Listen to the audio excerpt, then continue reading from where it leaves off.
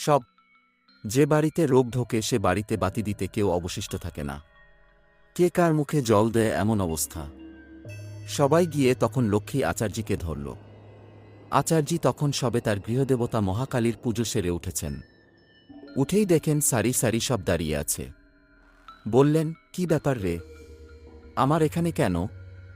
লোক দুলে বলল, এখন আপনিই আমাদের ভরসা আচার্যি।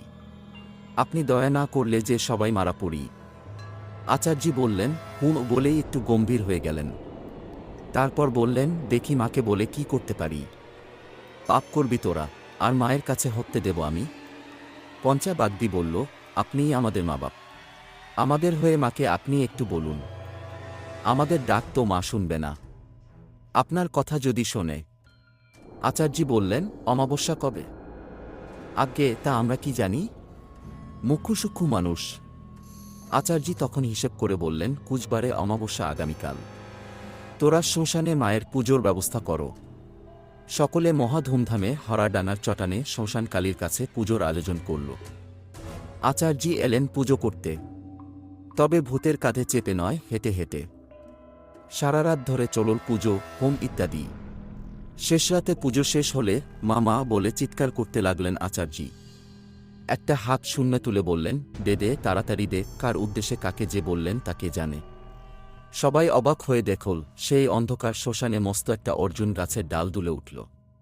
তারপর কালো ছায়ার মতো আতপোড়া একটা হাত আচার্যির হাতে একটা মরার মাথার খুলি বসিয়ে দিল।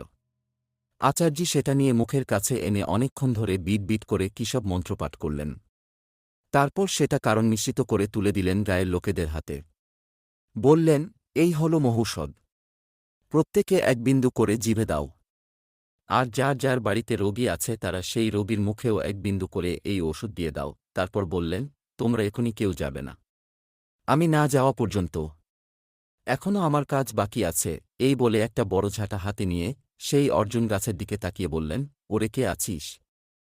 গাছের ডাল অমনি দুলে উঠল। সঙ্গে সঙ্গে ছড়ছড় করে একটা ডাল পাতা জোরে নাড়িয়ে দেওয়ার শব্দ। আচার্যি বললেন, এই ঝাঁটা নে, মায়ের আদেশ। গ্রাম থেকে ঝেঁটিয়ে সব রোগ এখনই তাড়িয়ে দে, বুঝলি? আবার সেই ভয়ঙ্কর আতপোড়া লম্বা হাত চোখের পলকে আচার্যির হাত থেকে ঝাঁটাটা তুলে নিল। 1-2। আচার্যি বললেন, এবার আমি যাব বলে একটা শাঁখ হাতে নিয়ে জোরে ফু দিতে।